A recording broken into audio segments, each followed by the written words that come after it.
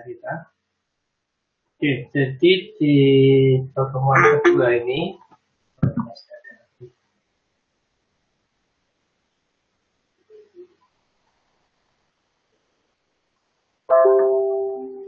di pertemuan kedua ini kita pelajari mengenai adopsi cloud dan teknologi baru.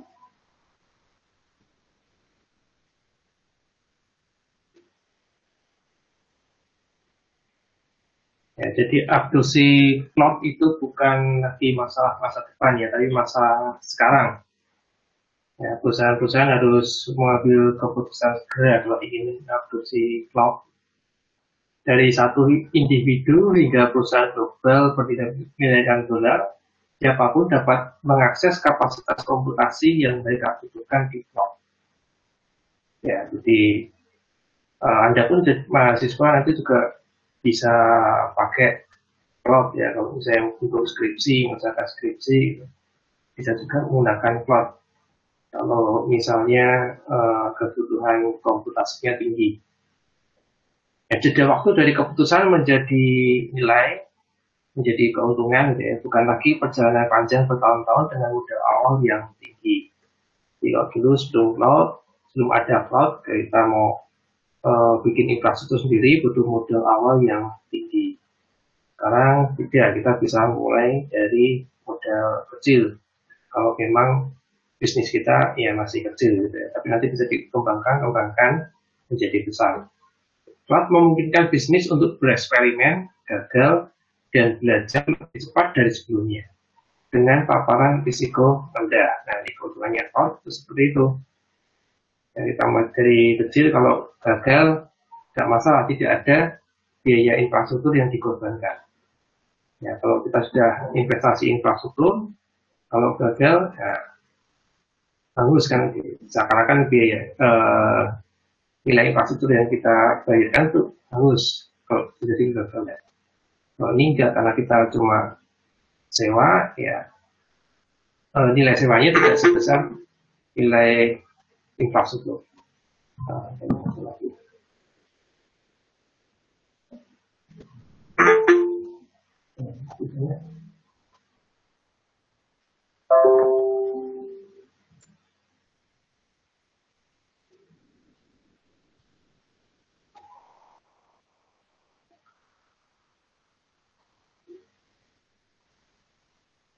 Ya, jadi cloud memungkinkan bisnis untuk bereksperimen, gagal, dan belajar lebih cepat dari sebelumnya dengan paparan risiko rendah. Risikonya lebih rendah dibandingkan kalau kita investasi semuanya dari awal. Ya, kalau pakai cloud, ya kita cuma sewa seperlunya dulu. Kita mungkin coba-coba dulu, sewanya kecil dulu, sewanya sedikit dulu. Kita coba berhasil tidak, kalau berhasil kita tambah lagi. Bisnis saat ini memiliki kebebasan yang lebih besar untuk mengubah arah daripada hidup dengan konsekuensi keputusan mahal yang diambil di masa lalu. Ya, di studi IBM Institute for Business Value ya. Menurut studi IBM Institute for Business Value, lebih dari 3/4 perusahaan saat ini menggunakan komputasi awan untuk berekspansi ke industri baru. Jadi sudah 3/4, jadi ya 75% itu artinya. Nah, hampir semuanya. 75% telah mengadopsi cloud untuk meningkatkan pengalaman pelanggan. Ya, salah satu keuntungan cloud yang lain adalah servernya biasanya itu tersebar. Ya, sehingga bisa menjangkau pelanggan yang tinggal di berbagai tempat. Dan 71% menggunakan cloud untuk membuat produk dan layanan yang disempurnakan. Jadi dengan menggunakan cloud bisa menyempurnakan produk dan layanannya. Layanannya jadi lebih bagus, lebih sempurna. Sekaligus mengurangi sistem lama dan mengurangi biaya. Ya, agar tetap kompetitif, bisnis harus dapat merespon perubahan pasar dengan cepat, menggunakan analitik untuk memahami pengalaman pelanggan, dan menerapkan pemahaman tersebut untuk menyesuaikan produk dan layanan mereka berdasarkan apa yang mereka Antasari. Siklus hidup produk telah diperpendek dan hambatan untuk memasukkan produk menjadi lebih rendah. Dan ini ada perubahan pasar, jadi pasarnya sekarang sudah pasar global, sudah multinasional ya, jadi berbagai macam negara, nggak cuma di dalam suatu negara saja. Nah, lot ini pendukung untuk berbagai macam, jadi saat ini pendukung untuk pertumbuhan, kelincahan, dan inovasi, meliputi alur kerja yang dilakukan secara kognitif dan teknologi eksponensial terapan seperti AI, kecerdasan buatan, otomasi, IoT, dan blockchain.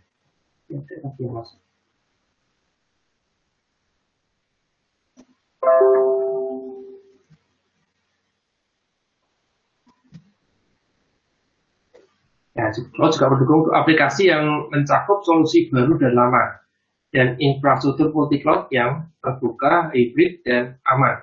Multi-cloud itu berarti menggunakan layanan cloud lebih satu.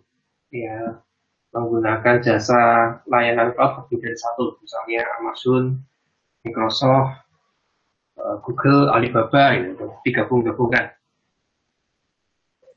Kekuatan, skalabilitas, fleksibilitas, dan ekonomi cloud pay as you go memberikan dasar untuk transformasi. Pay as you go berarti bayar hanya yang dipakai saja. Ya, ada prediksi IDC juga, International Data Corporation atau IDC memprediksi bahwa pada tahun 2025 jumlah total data digital yang dibuat di seluruh dunia akan meningkat menjadi 163 zettabyte, di mana 1 zettabyte setara dengan 1 triliun gigabyte. Ya, bisa Anda bayangkan 1 triliun gigabyte data besar sekali. Itu total data seluruh dunia dalam 1 tahun. Dan 30% dari data ini akan menjadi informasi waktu nyata. Jadi 30%-nya akan terjadi real time.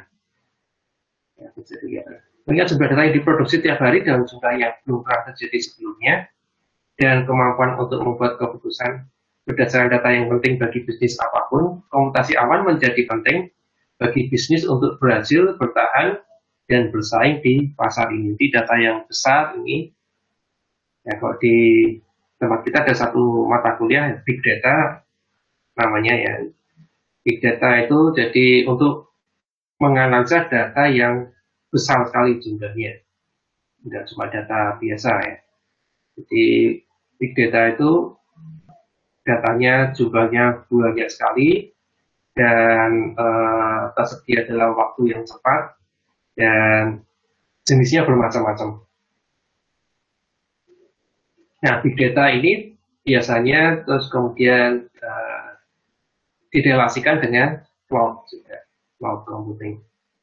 Nah, untuk mengolah Big Data itu butuh kemampuan komputasi awan.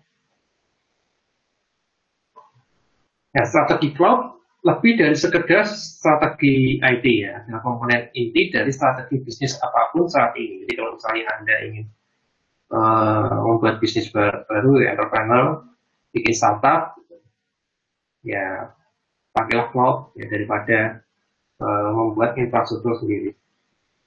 Bisnis yang belum atau saat ini tidak mengintegrasikan cloud ke dalam strategi bisnis mereka berisiko kekurangan kecepatan, kelincahan, inovasi, dan kapasitas pengambilan keputusan yang diperlukan untuk menjadi kompetitif, serta kemampuan mereka untuk merespon disrupsi digital.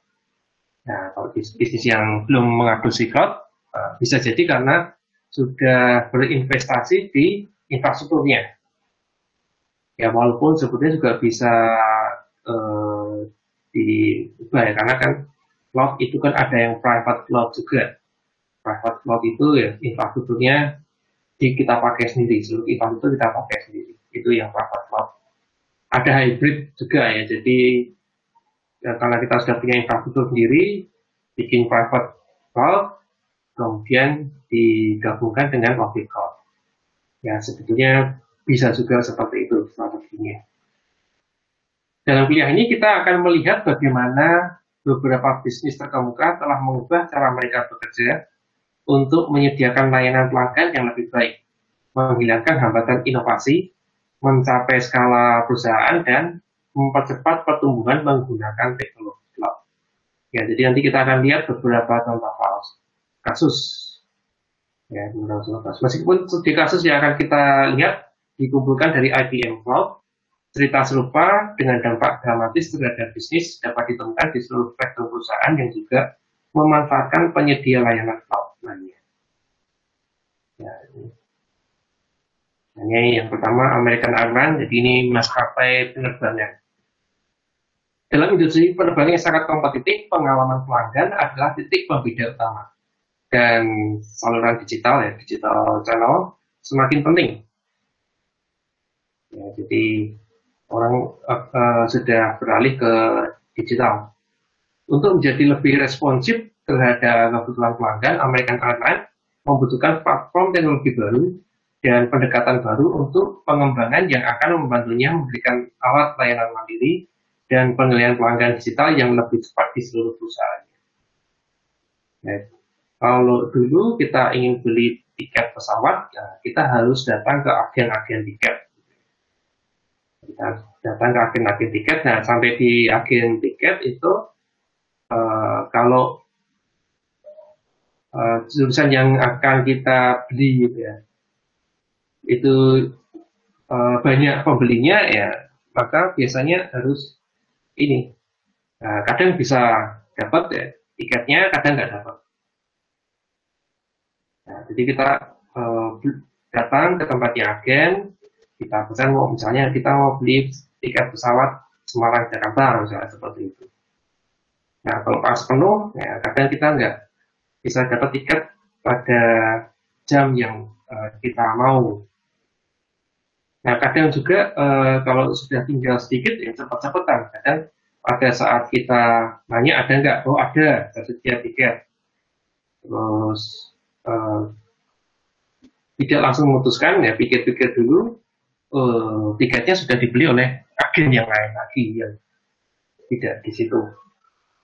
Nah, dengan adanya ini ya, saluran digital sekarang semua sudah digitalisasi, sudah cepat sekali kita pakai aplikasi belinya, lebih cepat dan lebih terjamin dapat tiket atau tidaknya. Nah, maskapai tersebut ya di American Airlines menyadari peluang untuk menghilangkan batasan aplikasi yang dihadapi pelanggan yang ada berdasarkan kode monolitik menjadi arsitektur layanan mikro berbasis cloud di cloud. Jadi kode monolitik itu adalah satu sistem ya, yang mempunyai banyak layanan, sistemnya jadi satu, punya banyak layanan, sedangkan kalau arsitektur layanan mikro itu adalah layanannya dipisah-pisah. Jadi di cloud itu juga kita bisa mendeploy atau ya, menyewa layanan istilahnya fungsi. Kita menyewa fungsi itu ya kita upload kode gitu, upload satu program yang hanya untuk menjalankan satu fungsi saja. Ya, dia hanya menjalankan satu fungsi saja. Itu yang disebut sebagai layanan mikro. Jadi bukan satu sistem yang lengkap, nah, tetapi hanya menjalankan satu fungsi saja. Nah, kemudian jadi layanan mikronya kalau sewa banyak ya nanti akan jadi lengkap juga nantinya.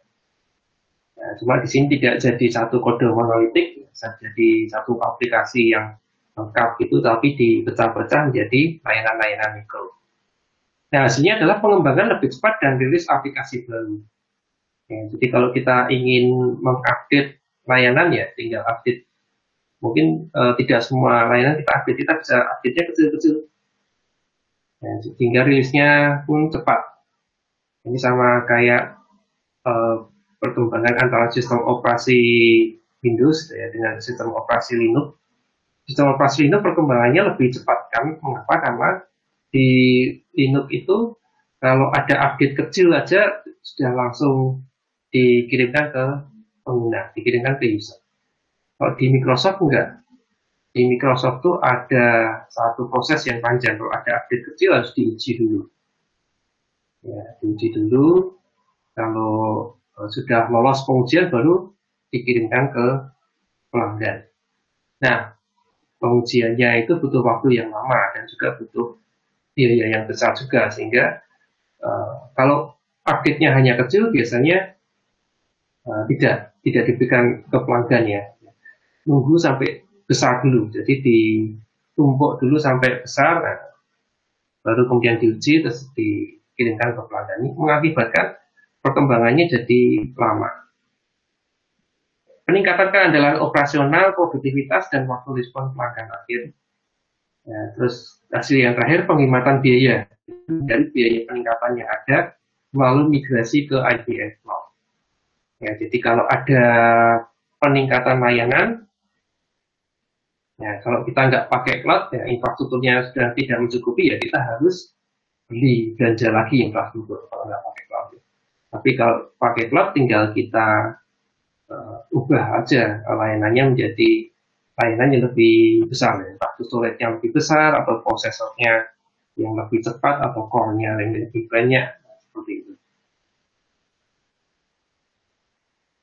Nah, contoh yang kedua Ubank, ini perbankan. Sebuah organisasi yang ramping dengan batasan jumlah pegawai yang diberlakukan sendiri, Ubank unggul dalam menemukan cara inovatif untuk memenuhi permintaan. Terus tertantang untuk menemukan cara yang lebih efisien untuk beroperasi, tim IT Bank mengeksplorasi model pengembangan platform as a service. Jadi cloud itu ada 3 kemarin ya, ada yang infrastruktur as a service (IaaS), ada platform as a service (PaaS), dan yang terakhir itu ada software as a service. Ya, jadi kalau infrastruktur ya, contohnya ya kayak kita sewa server sendiri. Kita punya server sendiri, mau diisi apa saja, silakan. Nah, kita isi mulai dari sistem operasi, kemudian platformnya, dan mungkin software kita kembangkan sendiri. Nah, kalau di sini yang kita sewa platform, bukan server tapi platform. Itu sudah ada platform, tinggal kita kembangkan programnya. Programnya kita kembangkan sendiri dengan menggunakan platform yang disediakan. Ya, kita bisa sewa platform, misalnya kalau kita programnya pakai PHP ya, kita sewa platform PHP. Kalau programnya pakai Java ya, kita bisa sewa platform untuk pengembangan Java. Kalau kita pakainya yang lain Python ya, kita bisa sewa untuk platform yang untuk Python. Nah, yang ketiga software as service, berarti kita sewa software yang sudah jadi. Ya, sewa software sudah jadi. Ya, kalau untuk perusahaan ada helpdesk gitu ya. Nah, ada banyak sekali helpdesk yang bisa tinggal kita pakai. Ya, tinggal melatih usernya aja ya, melatih untuk penerima pesannya. Terus kemudian softwarenya kita sewa. Nah, contohnya itu kalau yang software as a service. Yang banyak lain. Ya, contohnya yang lain. Nah, ini yang digunakan Ubank adalah platform as a service. Jadi, Ubank ini mengembangkan aplikasi di atas platform yang dia sewa. Kebutuhan mereka adalah memberikan lebih banyak kendali kepada pengembang mereka, mengurangi kebutuhan akan sumber daya tambahan, mempercepat pemasaran, dan menghilangkan hambatan dalam beralih dari IDE ke produksi, ya, dari ide ke produksi. Ya, jadi dengan disediakan platform ini untuk pengembangannya jadi lebih cepat, lebih enak bagi pengembang-pengembangnya, karena fungsi-fungsinya sudah lebih komplit. Nah, Ubank meluncurkan inisiatif baru dalam lingkungan IBM Cloud Platform, termasuk asisten virtual yang menggabungkan teknologi IBM Watson untuk mendukung aplikasi pinjaman rumah online bank. Jadi yang disewa nggak cuma platform as a service tadi ya, tapi juga ada asisten virtual ya, dengan IBM Watson. IBM Watson itu adalah semacam mesin AI, jadi dia sudah berupa software ya, untuk analitik. Nah, di sini untuk mendukung aplikasi pinjaman rumah online bank ya. Hasilnya, waktu pemasaran lebih cepat dimudahkan melalui kerangka kerja platform yang menyederhanakan pengembangan dan memberdayakan tim produk. mendorong inovasi yang lebih besar dengan sumber daya pengembangan berbasis cloud yang cepat, mudah, dan hemat biaya untuk diterapkan. Pengoperasiannya juga lebih efisien, ya, karena pay as you go tadi ya sistemnya. Jadi kita hanya bayar sesuai yang kita gunakan saja. Nah, yang ketiga Bitly ini mungkin Anda pernah dengar, bahkan mungkin Anda pernah pakai. Kalau yang tadi American Airlines mungkin cuma dengar saja. Kalau yang Ubank mungkin belum pernah dengar. Nah, kalau Bitly ini sudah sangat umum kita gunakan, maupun ya mungkin Anda tidak menyadarinya. Sejak dimulainya pada tahun 2008 ya, Bitly telah melakukan perjalanan dari sebuah startup yang menawarkan teknologi pemendek pautan cerdas yang diadopsi oleh pengguna untuk mengkompresi URL yang panjang untuk posting di media sosial menjadi produk perusahaan. Jadi ini kalau dulu ceritanya Twitter itu kan kalau kita mau posting, mau men-tweet itu ada batasan pesannya. Batasan pesannya itu diambil dari batasan pesan di SMS itu sebetulnya. Jadi kalau kita mau di SMS itu kan satu SMS itu sekian karakter, 160 kalau enggak. Ya kalau SMS sekarang bisa panjang, tapi kan dihitung dari sekian SMS, itu kelipatan 160 jadi sekian SMS. Nah, Twitter membatasi juga panjang karakternya. Kalau nggak salah sih sama, 140 ya, 140 atau 160 saya lupa, 140 kayaknya. Nah, ini jadi masalah kalau kita ingin memposting URL, ya, memposting link. Kadang link itu panjang sekali. Ya, linknya panjang sekali sehingga menghabiskan tempat. Nah, ada sebuah startup nih ya, yang menawarkan pemendek link. Ya, jadi supaya linknya lebih pendek, lebih mudah ditulis, lebih mudah diingat. Nah, yang namanya Bitly. Ya, URL-nya menjadi bit.ly ya, bit.ly itu pemendek URL. Nah, ceritanya seperti itu dulu. Ya, sekarang masih digunakan untuk supaya mudah diketik, yang mudah diingat. Tapi dulu ceritanya dari media sosial. Mencari infrastruktur IT yang gesit dan hemat biaya untuk mendukung transisi ini, Bitly mulai merencanakan migrasi cloud. Kebutuhan mereka adalah memiliki model berbasis cloud dengan pay as you go, kemampuan untuk menaikkan dan menurunkan skala, keberadaan yang lebih global, dan kemampuan untuk mendistribusikan secara geografis ke lebih banyak titik. Nah, kalau istilahnya kalau orang jaringan menyebutnya POP, yaitu POP, point of presence, ya, point of presence, POP. Dan Bitly menginginkannya risikonya rendah, jadi bisa diskalakan, bisa kalau butuh banyak ya dinaikkan, kalau butuhnya sedikit ya diturunkan gitu, tapi dengan risiko yang rendah. Bitly bermigrasi ke lingkungan IBM Cloud, membangun platform hosting yang dapat diskalakan untuk pengiriman latensi rendah ke pelanggan perusahaan di seluruh dunia. Ya, jadi salah satu keuntungan kalau pakai cloud, servernya tersebar di seluruh dunia, sehingga pengiriman latensinya jadi rendah, ya, lebih dekat dengan pelanggan. Hasilnya 25 miliar lautan bermigrasi dari satu situs hosting ke infrastruktur cloud dengan lokasi pusat data di seluruh dunia. 1 miliar kumpulan data interaksi pengguna disimpan dan dikelola dalam lingkungan cloud objek solid yang fleksibel dan hemat biaya. Mengubah operasi IT untuk peningkatan pertumbuhan, mengontrol biaya, dan memfokuskan sumber daya yang berharga pada pengembangan produk baru. Jadi berikutnya ada Active Trade. Active Trade itu perusahaan keuangan. Ini juga mungkin jarang terdengar nih. Trader keuangan menuntut kecepatan dan ketersediaan ekstrim dari sistem perdagangan. Di trader keuangan itu ya jual beli mata uang, jual beli saham, emas, dan sebagainya. Jadi, kalau sekarang ini ya Bitcoin, ya, cryptocurrency ya, yang banyak diperjualbelikan juga. Profitabilitas bergantung pada keputusan sepersekian detik, karena ini harganya berfluktuasi. Dalam sekian detik bisa naik dengan cepat atau juga bisa turun dengan cepat.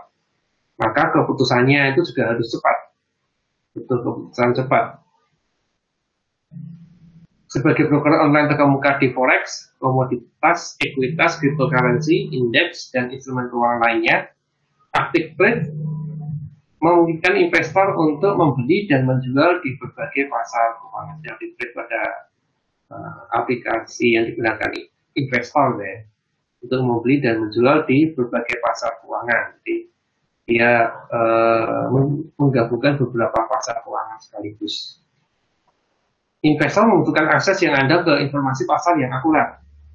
Ya, untuk membantu investor ya diberikan informasi mengenai pasar, dikombinasikan dengan kemampuan untuk bergerak cepat untuk mengeksekusi perdagangan. Jadi ada informasi yang akurat, tepat, terus kemudian dieksekusi. Apakah keputusannya beli atau jual. Sering pertumbuhan basis kliennya, Active Trade ingin mengurangi latensi, mempercepat eksekusi, merampingkan pengiriman fungsi baru. Active Trade memigrasi 3 sistem perdagangan utama dari infrastruktur lokal ke solusi ADN Cloud untuk VMware yang didukung oleh penyimpanan data, jaringan, dan penawaran keamanan di ADN Cloud. Hasilnya peningkatan kinerja hingga 3 kali lipat, membantu klien memanfaatkan peluang sekilas untuk mendapatkan keuntungan. Platform cloud kaya keamanan dengan ketersediaan sangat tinggi melindungi investasi klien. Dalam hitungan jam, bukan hari, untuk menyalakan sumber daya baru untuk respon yang lebih cepat terhadap persyaratan yang muncul. Ya, itu beberapa contoh perusahaan gitu ya. Ya, berikutnya ini mengenai disrupsi model bisnis. Di era baru ini teknologi seperti Internet of Things, Big Data, kecerdasan buatan, AI, dan blockchain mengganggu model bisnis dan industri yang ada sambil menciptakan peluang yang belum pernah terjadi sebelumnya bagi bisnis untuk membedakan diri mereka sendiri dan menciptakan nilai bagi klien mereka. Ya, Big Data tadi sudah sempat saya singgung. Internet of Things itu benda-benda yang saling mengirimkan data melalui jaringan internet. AI, kecerdasan buatan, ya, salah satu cabangnya adalah machine learning, dan kalau blockchain itu untuk menyimpan informasi, khususnya informasi transaksi. Nah, kekuatan, skala, sifat dinamis, dan keekonomisan sumber daya cloud menjadikan komputasi awan sebagai pendorong utama untuk adopsi dan evolusi teknologi yang muncul ini. Nah, dalam kuliah ini kita akan melihat bagaimana Internet of Things atau IoT yang didukung oleh cloud membuat perbedaan besar untuk bisnis ini. Nah, Internet of Things atau IoT adalah jaringan raksasa benda-benda atau orang-orang yang terhubung yang telah banyak mengubah cara kita menjalani kehidupan sehari-hari.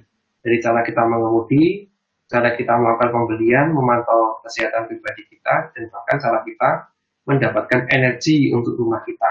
Itu IoT ya. Jadi dari benda-benda yang bisa saling berkomunikasi.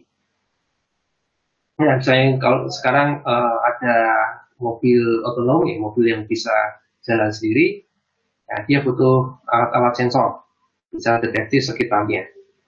Ya, dia juga butuh tahu misalnya lampu lalu lintas itu sedang nyala merah atau hijau gitu. Ya, jadi dia butuh berkomunikasi dengan benda-benda yang lainnya juga. Ya, terus ada juga misalnya alat sensor cahaya ya, digunakan untuk mengatur lampu. Jadi kalau pas gelap lampunya menyala, kalau pas terang lampunya dimatikan. Ada juga untuk sensor deteksi manusia misalnya. Jadi kalau pas ada orang lampunya menyala otomatis.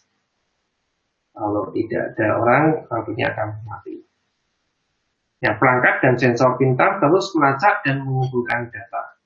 Misalnya, gedung parkir dapat memiliki ribuan sensor yang mengukur semua jenis data yang berkaitan dengan rangsangan thermal, optik, struktural, dan lingkungannya. Jadi yang dimasalahkan kalau di gedung parkir itu adalah kadang kita butuh informasi ya, tempat parkirnya itu masih tersedia berapa banyak kapasitasnya gitu ya. Jadi sudah penuh atau belum? Apakah bisa ada kendaraan yang parkir masih bisa atau tidak? Dan kalau misalnya ada tempat untuk parkir, lokasinya di mana? Kalau cuma untuk menghitung jumlahnya, kita bisa hitung berdasarkan berapa jumlah yang masuk, berapa jumlah yang keluar. Sebenarnya seperti itu. Cuma kalau kita tahu ini ada beberapa lokasi yang kosong. Nah, cuma masalahnya ada lokasinya ada di mana. Nah, maka kita butuh sensor yang banyak sekali untuk mendeteksi keberadaan mobil-mobilnya. Mobil-mobilnya parkir di mana, parkir mana yang kosong, nggak ada mobilnya, gitu ya. Dan kita membantu orang yang mau parkir untuk menuju ke tempat yang kosong untuk diparkirkan tadi. Ya, misalnya gedung pintar dapat memiliki ribuan sensor yang mengukur semua jenis data yang berkaitan dengan rangsangan thermal, termasuk suhu, jadi bisa digunakan untuk nyalakan AC, misalnya jadi kalau suhunya sekian sudah panas, gitu ya, bisa AC-nya bisa nyala otomatis.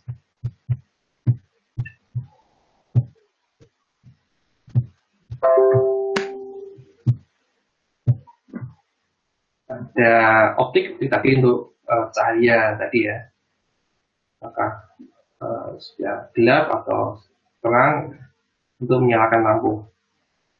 Dan ada struktural dan lingkungan, yaitu contoh-contoh untuk internet of things. Ya, jumlah data yang belum pernah ada sebelumnya sedang dihasilkan menempatkan beban yang sangat besar di internet. Disitulah cloud masuk dengan menghubungkan pengguna perangkat IoT ke cloud, baik itu untuk pendaftaran perangkat, identitas perangkat, penyimpan data, atau mengakses data perusahaan. Ya. Jadi dengan menggunakan cloud, koneksinya jadi lebih mudah. Datanya disimpan di cloud, nanti bisa digunakan oleh perangkat-perangkat yang lain. Bisa berbagi data dengan perangkat-perangkat yang lain. Data yang dikumpulkan melalui perangkat IoT disimpan dan diproses di cloud. Karena perangkat IoT dapat bergerak, cloud berfungsi sebagai titik pengumpulan yang paling dekat, meminimalkan latensi dalam melaporkan poin data dan memberikan respon kembali ke aplikasi IoT. Nah, perangkat IoT banyak yang bergerak. Ya. Sekarang perangkat IoT juga banyak dipakai di pertanian. Ya. Jadi untuk menyiram tanaman, ya kapan saat yang tepat untuk menyiram tanaman. Kadang kan tanaman butuh kelembapan tertentu. Ya, jadi kalau sudah kering perlu disiram, tapi kalau kelembapannya kurang ya jadi perlu penambahan air dan seterusnya. Bahkan kalau IoT yang sudah lebih maju lagi ya di Jerman gitu ya, dia ada yang bisa mendeteksi tanaman hama, tanaman pengganggu, ya, tanaman yang tidak dibutuhkan, dan bisa memilah-milah mana tanaman yang tidak dibutuhkan, mana tanaman yang kita butuhkan. Nah, dan tanaman yang tidak dibutuhkan bisa dimatikan, ya, bisa dicabut atau dimatikan. Nah, itu kemajuan teknologi di pertanian. Bisa juga untuk ya, membunuh hama, menyiram, menyebarkan pupuk, gitu ya, juga bisa dengan bantuan ini ya apa? Ya, dengan bantuan perangkat-perangkat IoT, ada banyak sensor dan ada perangkat aktuator yang melakukan tindakan. Data yang dikumpulkan melalui perangkat IoT disimpan dan diproses di cloud karena perangkat IoT dapat bergerak. Ya, cloud fungsi dari titik pengumpulan paling dekat. Ya, meminimalkan latensi dalam melaporkan poin data dan memberikan respon kembali ke aplikasi IoT. Jadi, dari platform IoT yang sepenuhnya berjalan di cloud, hingga antarmuka yang digunakan oleh pelanggan untuk berinteraksi dengan perangkat ini, hingga platform analitik backend, komputasi cloud mendukung dan memungkinkan IoT. Sekarang ini sudah banyak perangkat smartphone gitu, yang dijual dengan harga murah. Mengapa harganya murah? Karena datanya itu dikumpulkan di cloud. Jadi misalnya lampu yang bisa kita nyalakan matikan melalui perangkat smartphone gitu ya. Bahkan ada lampu yang bisa warnanya bisa diubah-ubah. Ada saklar yang bisa kita on off kan melalui smartphone kita, melalui aplikasi di smartphone. Nah, banyak kali jenisnya. Kalau dulu perangkat-perangkat tersebut membutuhkan perangkat yang namanya gateway. Nah, gateway-nya ini yang biasanya harganya mahal. Jadi kalau kita beli, kita harus beli dengan gateway-nya. Gateway-nya harganya mahal, dan gateway ini biasanya menggunakan koneksi wireless. Nah, sehingga jangkauannya tidak jauh, apalagi kalau di rumah ya. Di rumah banyak dinding-dinding gitu. Nah, jangkauannya paling maksimal 10 meter aja. Kalau rumahnya 20 meter ya berarti ya butuh 2 gateway-nya. Nah, itu kan tidak praktis. Nah, kalau perangkat-perangkat sekarang ini menggunakan cloud, tidak butuh gateway. Ya, cukup mendaftar di cloud, nanti data-datanya akan dikirimkan ke cloud. Ya, kalau kita pakai smartphone ya yang diakses adalah cloud. Ya. Nanti dari cloud akan dikirim ke internet of-things-nya. Nah, karena klasik cloud biasanya butuhnya Wi-Fi. Nah, Wi-Fi jadi butuh access point. Kalau harga access point kan jauh lebih murah dibandingkan harga gateway. Nah, jadi walaupun butuh banyak juga nggak masalah. Penyedia layanan cloud juga menawarkan layanan IoT khusus yang dirancang untuk membantu mempercepat pengembangan solusi IoT. Mari kita lihat studi kasus yang mendemonstrasikan penggunaan IoT di cloud untuk memerangi perburuan badak yang terancam punah di Welgevonden. Welgevonden itu satu tempat di Afrika Selatan. Dengan membuat perburuan dapat diprediksi. Soalnya gimana? Nah, ini ceritanya ini. Di badak itu salah satu spesies yang terancam punah karena perburuan di seluruh Afrika, khususnya di Afrika Selatan.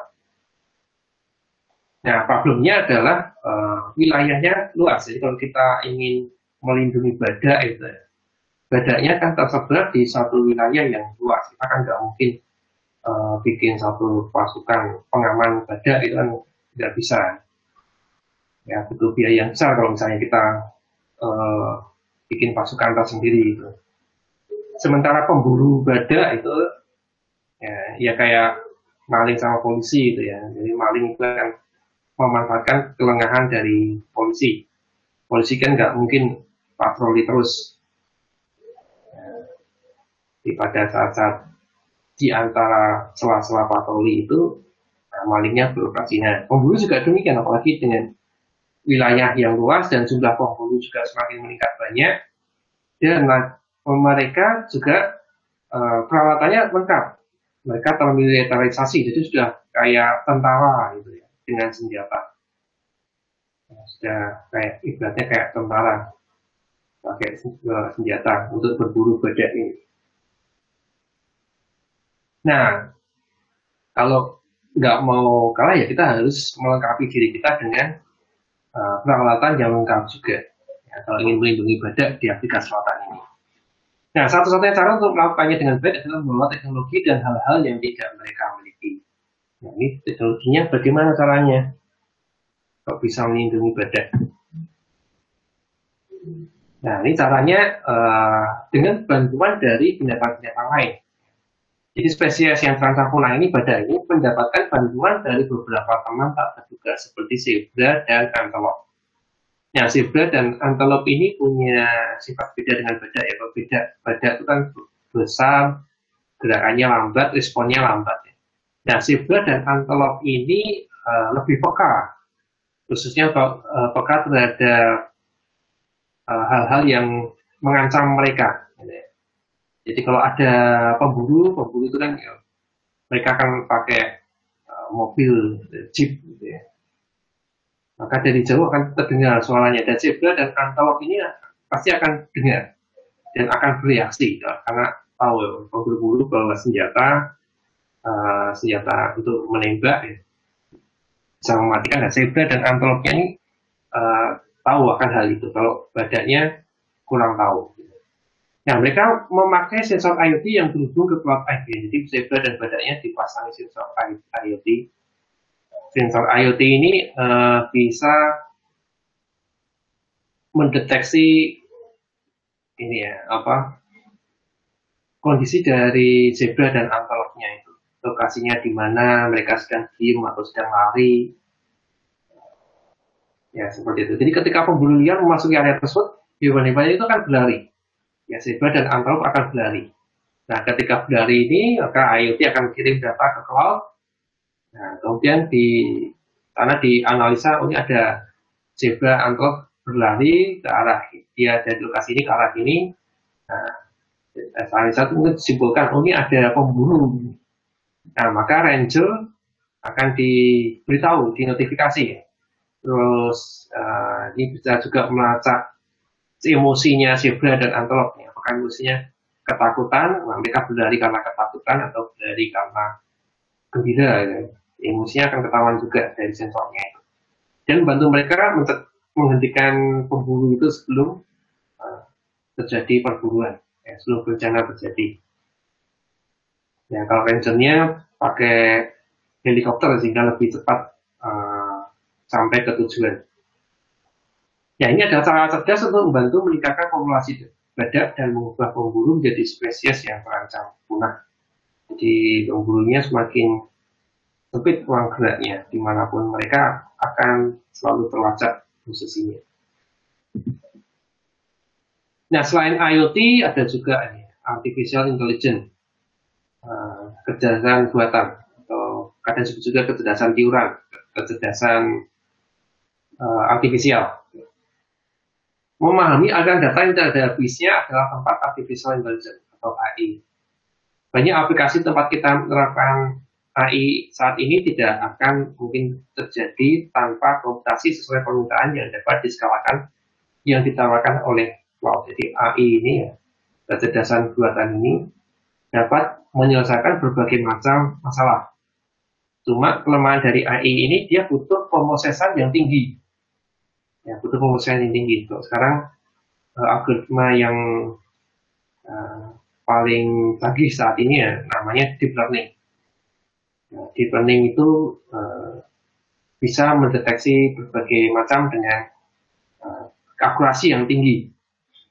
Nah, problemnya deep learning ini butuh pemrosesan yang tinggi, yang butuh prosesor yang tinggi. Nah, biasanya pakai GPU yang untuk grafik gitu ya. Nah, kalau kita butuh AI, bisa kita beli komputer sendiri gitu ya, tapi tentunya biayanya tinggi.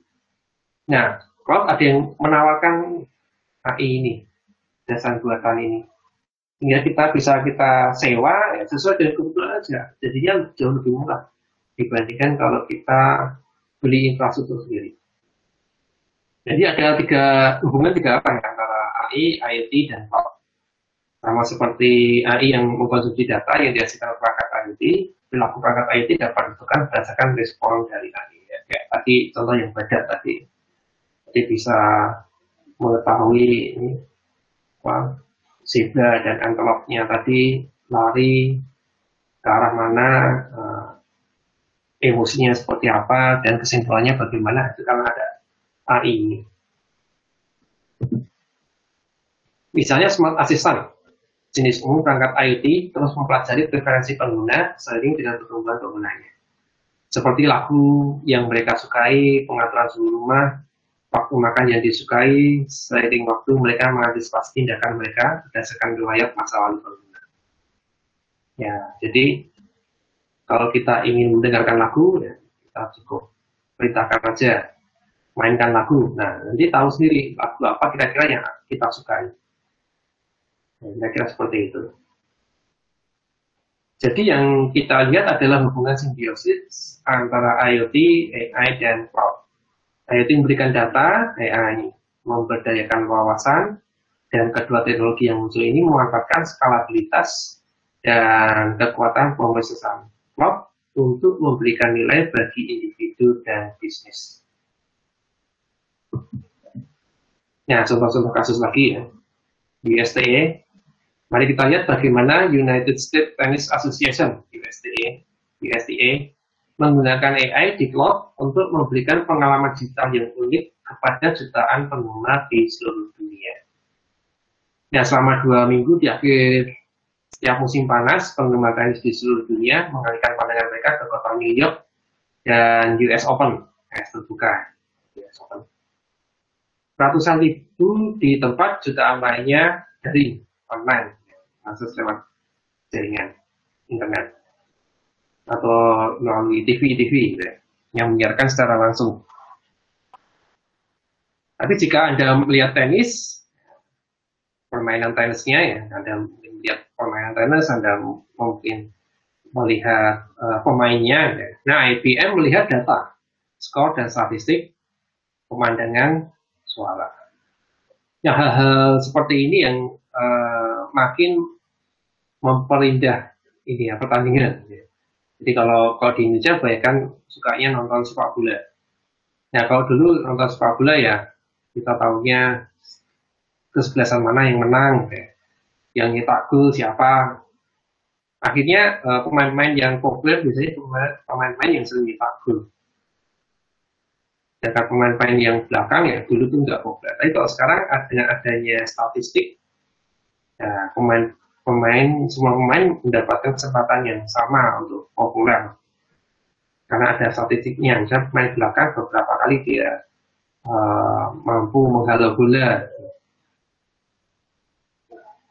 Ya, terus kalau pemain tengah mungkin berapa kali memberikan assist yang bisa menghasilkan gol. Ya, statistik semacam itu akan lebih membuat menonton pertandingan itu jadi lebih enak. IBM mengintegrasikan dan menganalisa data yang mengalir dari lapangan dan memberikan pengalaman digital unik kepada lebih dari 10 juta penggemar tenis di seluruh dunia. Nah, kalau tenis biasanya ada ya pengukur kecepatan. Jadi kalau di servis itu diukur kecepatannya berapa. Ya, semakin keras ya, semakin cepat. Dan bisa nggak lawannya menerima servis tersebut dengan baik, ya, mengembalikan dengan baik. Jadi bukan asal mengembalikan dengan baik, bahkan memenangkan pertandingan. IBM Cloud adalah fondasi digital US Open. Hal ini berkembang pesat untuk memenuhi 5.000% peningkatan lalu lintas web. Ya. Jadi pada saat US Open tadi kan cuma 2 minggu saja. Ya. Nah, ketika 2 minggu ini lalu lintas webnya terjadi peningkatan sebesar 5.000%. Tetapi setelah 2 minggu itu ya balik lagi seperti semula. Dan ini memberikan pengalaman yang konsisten kepada penggemar di seluruh dunia. Dan dengan Watson tadi layanan IBM yang menyediakan analitik khususnya dengan mesin learning, kita dapat melibatkan penggemar dengan cara yang unik tahun demi tahun. Slam Tracker menganalisis lebih dari 26 juta titik data historis. Slam Tracker memberikan penggemar wawasan mendalam tentang pertandingan bulan, dan itu dapat melihat momentum pertandingan bergerak secara real time. Yaitu contoh untuk USTA. Pemanfaatan cloud untuk USTA. Nah, ini khusus untuk AI lagi ya, ada highlightnya. AI highlight itu kan ya layanan juga. AI highlight menggunakan Watson untuk memproses ribuan jam video US Open. Ya, jadi ribuan video US Open dianalisa. Yes. AI highlight bisa mendengar suara orang banyak. Bisa melihat pemain merayakan keberhasilan, apakah servisnya berhasil, atau ini juga kemenangan, gitu ya. Dan AI Highlight tahu apa yang membuat tenis hebat. Dan tahun ini USTA menyerahkan kekuatan AI Highlight ke tangan para pemain dan pelatih Amerika. Jadi dengan AI Highlight akan ketahuan kesalahan dari pemain itu apa aja. Contohnya seperti itu. Watson menganalisa video pertandingan sehingga pelatih dapat dengan cepat menemukan rekaman yang mereka butuhkan untuk memandu perkembangan pemain mereka. Jadi, ya dengan bantuan Watson, si pelatih ini bisa mencari video yang tepat, rekaman yang tepat yang mereka butuhkan. Misalnya contoh servis yang baik itu bagaimana, atau contoh melawan pemain X itu, kalau musuhnya X sebaiknya strateginya bagaimana. Nah, ada contoh videonya. Nah, dengan Watson ini bisa dicari dengan cepat rekaman-rekaman video tersebut. Dan jika Anda perlu mengetahui tempat parkir, menemukan burger yang enak, atau mendapatkan perlengkapan US Open terbaru, Anda dapat menemukan jawabannya dengan fitur informasi tamu di aplikasi dan web US Open menggunakan Watson. Jadi, tersedia juga untuk ya orang-orang lain ya, penonton gitu, yang ingin menikmati US Open, ingin menonton di lapangan gitu. Kalau mau parkir, ya, tadi ya tempat parkirnya di mana. Ya, jadi lokasi parkir mana yang masih bisa gunakan parkir, karena di sana di New York itu cari tempat parkir sudah susah. Mau nyari burger yang enak di mana, yang terdekat di mana, dan seterusnya. Nah, kemudian blockchain. Blockchain tadi ini ya untuk menyimpan informasi. Ini blockchain adalah teknologi terbuka yang aman, terdistribusi, yang dapat membantu mempercepat proses, menurunkan biaya, dan membangun transparansi dan keterlaksakan dalam aplikasi transaksi. Ini blockchain itu apa? Blockchain itu terdiri dari dua kata ya, block dan chain. Block itu ya semacam kotak gitu, kotak yang isinya informasi. Ya. Jadi kita simpan informasi dalam kotak, terus kemudian kita sambung-sambungkan ya, kita lantai, kita chain itu dengan blok-blok yang lain. Kita tumpuk-tumpuk atau sambung-sambungkan dengan blok-blok yang lain sehingga membentuk kayak rantai. Blok-bloknya kita sambung-sambungkan untuk kayak rantai. Nah, ketika blok itu kita sambung-sambungkan, blok-blok itu akan saling mengunci. Ya, saling mengunci sehingga informasi yang ada di dalam blok tidak bisa diubah. Nah, itu keunggulan blockchain di situ ya. Jadi, kalau sudah terkunci tidak bisa diubah. Ya, sehingga blockchain cocok untuk menyimpan transaksi, informasi-informasi transaksi. Nah, itu tujuannya. Dia bersifat transparan ya. Jadi data-data blockchain itu tersebar, ya, tidak hanya terpusat di satu tempat gitu ya, atau di satu organisasi ya, tapi tersebar ya. Siapa saja boleh menyimpan data blockchain ya. Dan kalau kita ingin mengubah data blockchain tersebut, harus mengubah di semuanya harus kita ubah. Ya, di seluruh server yang menyimpan data tadi harus diubah. Kalau semua server sudah setuju dengan perubahan, baru perubahan itu ditetapkan. Ya, misalnya kita ingin nambah blok baru, maka semua server yang menyimpan data harus setuju. Ini ada penambahan blok baru. Oke, setuju. Nah, baru blok barunya ditambahkan. Nah, blockchain adalah jaringan yang tidak berubah, yang memungkinkan anggota untuk hanya melihat transaksi yang relevan dengan data. Jadi blockchain itu hanya bisa bertambah. Ya, dia hanya bisa bertambah, rantainya jadi semakin panjang. Tetapi sekali code bloknya tadi tersambung, gitu ya, dia nggak bisa diubah lagi karena sudah terkunci. Ya, jadi sekali tersambung nggak bisa diubah lagi. Ya tentunya ada cara-cara hacker itu bisa aja ya melakukan perubahan. Tetapi biasanya butuh biaya yang tinggi untuk merubahnya karena tadi ya servernya tersebar. Biasanya yang jadi sasaran adalah ini ya, blockchain yang masih baru, yang ketersebarannya masih kecil, masih sedikit.